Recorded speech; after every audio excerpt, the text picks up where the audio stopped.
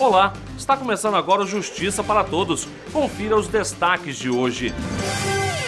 O presidente do Supremo e do CNJ entrega ao presidente do Congresso Nacional relatório anual CNJ 2012.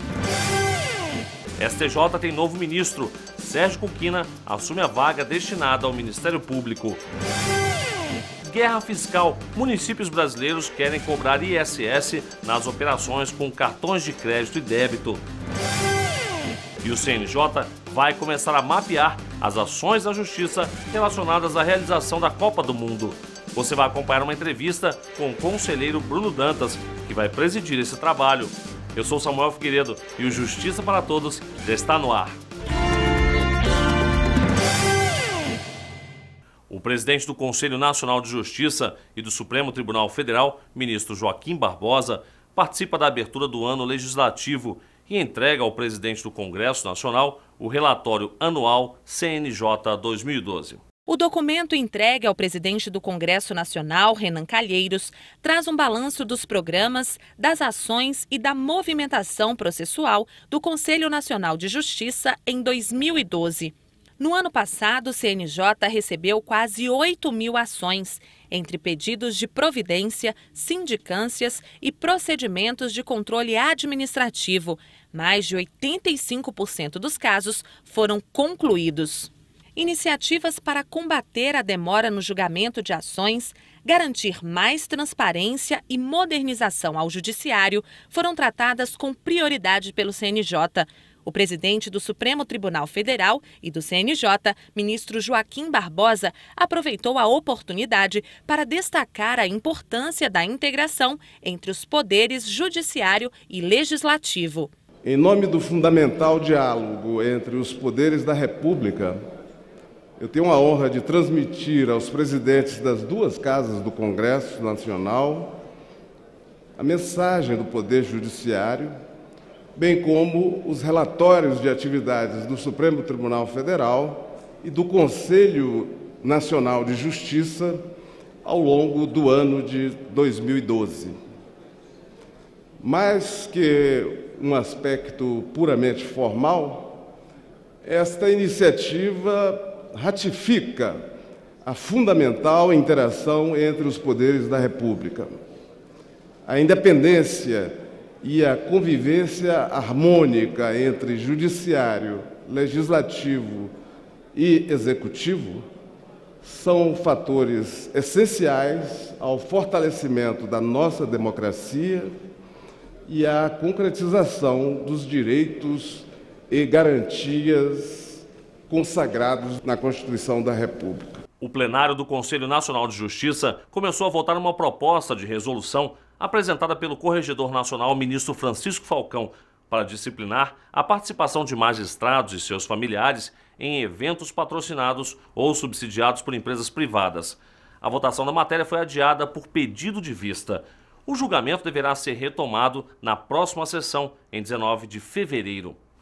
Pela proposta apresentada pelo corregedor, os magistrados ficam proibidos de utilizar transporte ou hospedagem patrocinados, direto ou indiretamente, pela iniciativa privada, ainda que intermediada por associações de juízes para participarem de eventos, cursos ou jantares. Se for aprovada, a proposta de resolução também proibirá aos magistrados de receberem a qualquer título ou pretexto prêmios, auxílios ou contribuições de pessoas físicas, entidades públicas ou privadas, ressalvadas as exceções previstas em lei. As entidades associativas que representam os magistrados federais e estaduais são contra essa proposta. Para a JUF, AMB e ANAMATRA, o CNJ deveria discutir o assunto com as entidades antes de colocar em pauta para votação. Uma nota conjunta de repúdio foi divulgada pelas 3 associações. Na nota de repúdio, a JUF, a AMB e a ANAMATRA registram a estranheza com o fato do processo de deliberação do Conselho Nacional de Justiça ter sido iniciado sem um prévio diálogo com os interessados na matéria e sem inclusão formal em pauta, contrariando a tradição democrática do CNJ. Para as entidades, esse debate lançou dúvidas sobre a idoneidade da magistratura brasileira, que jamais se deixou influenciar pelos colaboradores de eventos organizados pelas entidades de classe. Segundo as 3 associações, é inconcebível num Estado democrático de direito, cujo espírito é a não interferência do Estado em associações e na organização sindical, vedar o patrocínio de eventos científicos, culturais e institucionais organizados pelas entidades de classe da magistratura. A AMB, a ANAMATRA e a JUF concluem a nota alegando que esperam que a questão seja aberta para discussão e que lhes seja permitida a manifestação para que sejam preservadas a tradição democrática do CNJ e a liberdade de associação. Foram prorrogadas inscrições para a seleção de trabalhos científicos sobre os juizados especiais. As melhores pesquisas serão apresentadas em um seminário que será realizado em março pelo Conselho Nacional de Justiça. Os interessados em participar da seleção devem cadastrar os trabalhos até o dia 14 de fevereiro no site www.cnj.jus.br. E veja a seguir, STJ tem novo ministro na vaga destinada ao Ministério Público. E ainda nesta edição, uma entrevista com o conselheiro Bruno Dantas sobre o trabalho de mapeamento do CNJ das ações da Justiça relacionadas à realização da Copa do Mundo. É daqui a pouco, no Justiça para Todos. Não saia daí.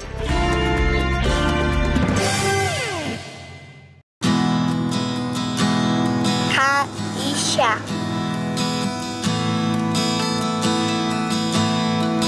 Caixa loteria. Caixa aqui. Gente, tudo tá lindo! Caixa, o banco das melhores taxas, é também o banco com mais de 60 mil pontos de atendimento em todo o país.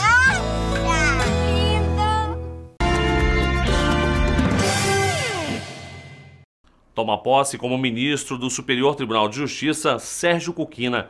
Ele vai ocupar a vaga destinada ao Ministério Público, decorrente da aposentadoria do ministro Hamilton Carvalho, ocorrida em maio de 2011. Autoridades dos 3 poderes participaram da posse do ministro Sérgio Kukina no Superior Tribunal de Justiça.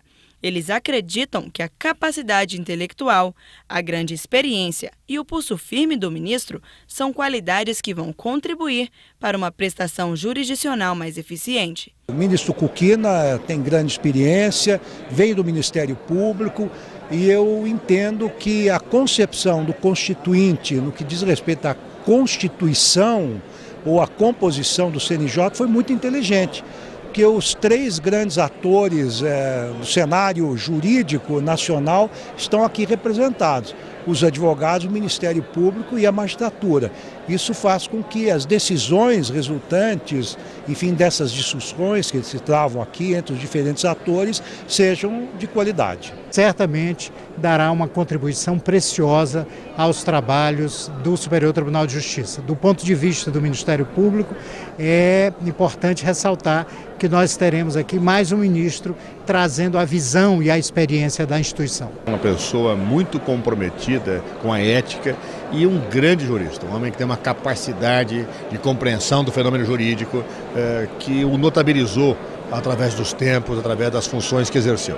Então, diante dessa situação, acho que foi uma nomeação correta, que foi feita pela presidenta, é uma pessoa certa no tribunal certo. Eu acho que o ministro Kukina, ele vem agregar a isso nessa dinâmica já bastante intensa, bastante firme que o STJ tem tomado de dar agilidade à prestação jurisdicional. Sérgio Kukina assume a vaga destinada ao Ministério Público, deixada pelo ministro Hamilton Carvalho, que se aposentou.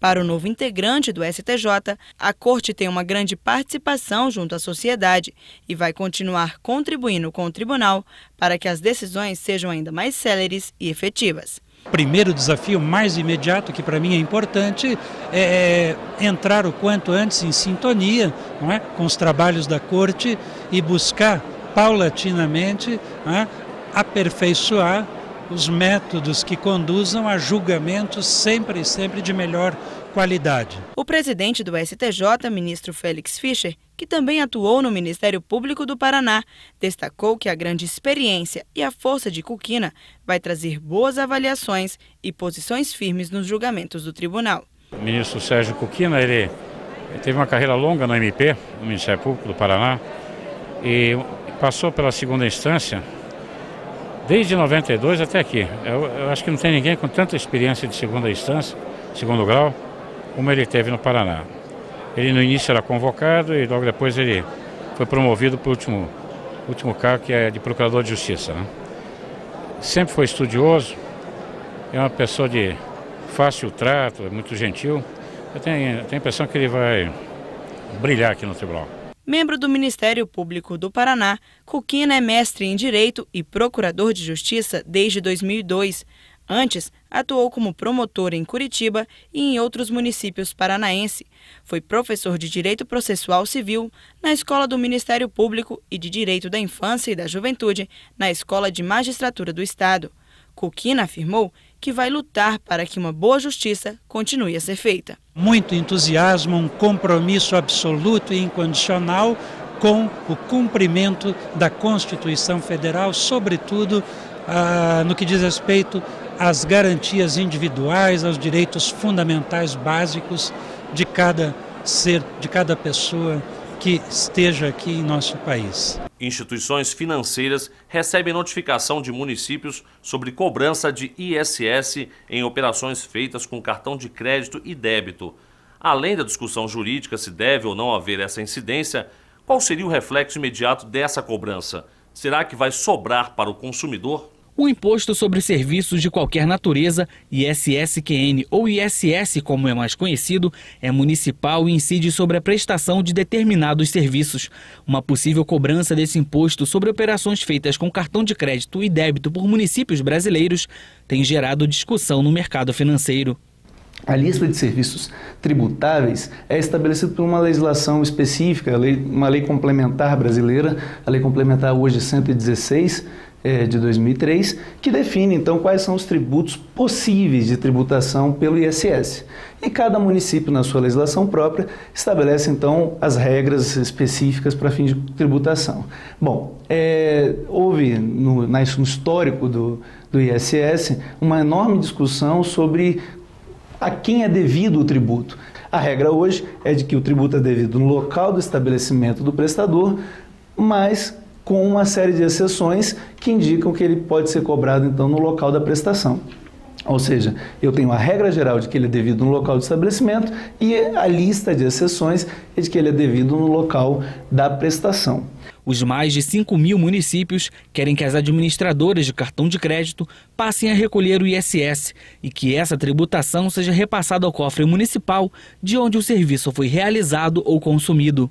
Alguns municípios pelo Brasil passaram a entender que o local do estabelecimento do prestador é onde está a maquininha. E aí, quando o cliente, o consumidor, chega numa determinada loja e promove uma compra com cartão de crédito, a operação de administração de operações com cartão de crédito e débito passa a ser então possível a exigência naquele local. As empresas relacionadas, envolvidas com as operações, que são poucas e conhecidas, estão sediadas em municípios determinados.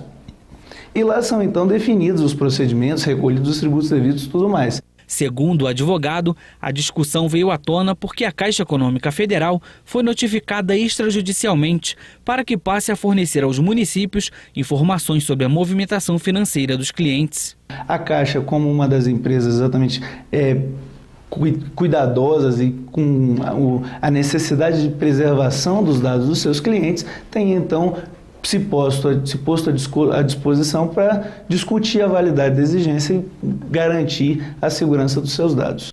Caso essa cobrança entre em vigor, quem vai pagar mais esta conta é o consumidor. O reflexo imediato é que certamente, com a multiplicidade das alíquotas possíveis, o custo da manutenção dos controles de tudo isso vai, por certo, onerar a operação, ao menos onerar as operações com cartões de crédito e débito, transferindo esse custo tanto ao lojista quanto ao consumidor, sem falar aí nos custos de manutenção dessa estrutura.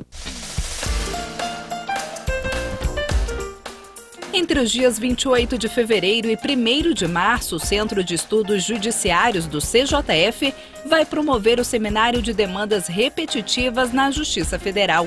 O evento, destinado aos magistrados federais, membros do Ministério Público, da Advocacia Pública da União e da OAB, irá debater o objetivo das demandas repetitivas que chegam aos tribunais brasileiros. As inscrições para o seminário poderão ser feitas até o dia 26 de fevereiro pelo site www.jf.jus.br. A seguir, o CNJ vai começar a mapear as ações na Justiça relacionadas à realização da Copa do Mundo. Você vai acompanhar uma entrevista com o conselheiro Bruno Dantas, que vai presidir esse trabalho. É daqui a pouco, logo depois do intervalo.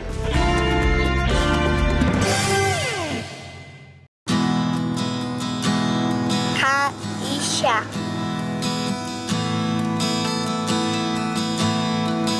Caixa loteria. Caixa aqui. Gente, tudo tá lindo! Caixa, o banco das melhores taxas, é também o banco com mais de 60 mil pontos de atendimento em todo o país.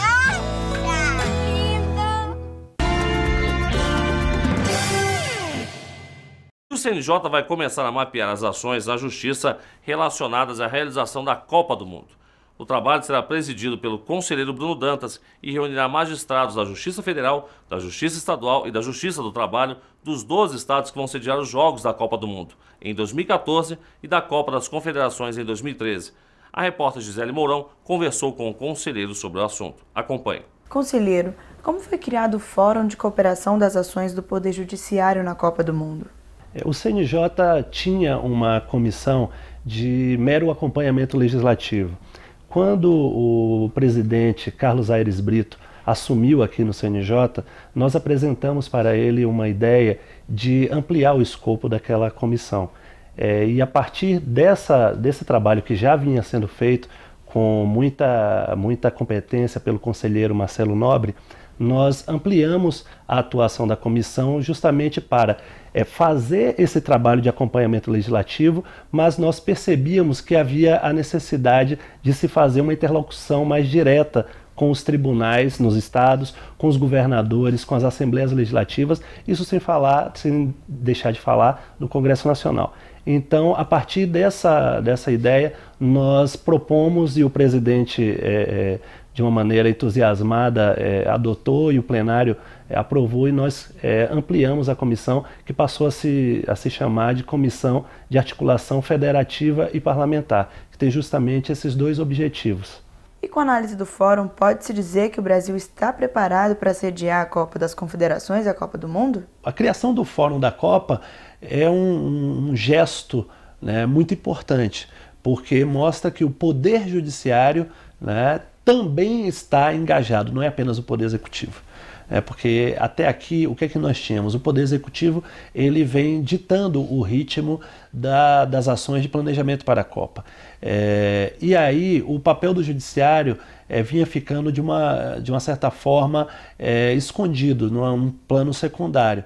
Com o Conselho Nacional de Justiça assumindo o protagonismo dessa coordenação das ações do Judiciário, certamente ficará mais claro para a comunidade internacional e também para o povo brasileiro, que o Poder Judiciário também está se preparando. Porque eu fico imaginando a angústia que um cidadão brasileiro deve sentir de ver um grande evento como esse se aproximar e não perceber as ações serem implementadas. Então, nós temos que dar um pouco de racionalidade, um pouco de sistematização a essas ações do Poder Judiciário e, além disso, tem uma estratégia de comunicação, porque uma grande preocupação que eu percebi nas reuniões preparatórias que realizei, né, a instalação do fórum está prevista para o dia 20 de fevereiro, mas eu tomei o cuidado de fazer algumas reuniões preparatórias, estive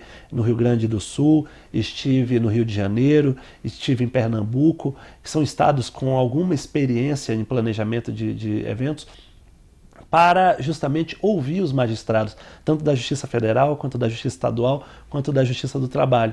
E eu senti em todos eles uma certa preocupação em o Poder Judiciário acabar arcando com o ônus de alguma ação que o Poder Executivo não tenha executado, não tenha realizado a contento, né? Porque é muito fácil jogar a responsabilidade nas costas do Poder Judiciário. O senhor citou a celeridade e a efetividade do Poder Judiciário durante a Copa do Mundo.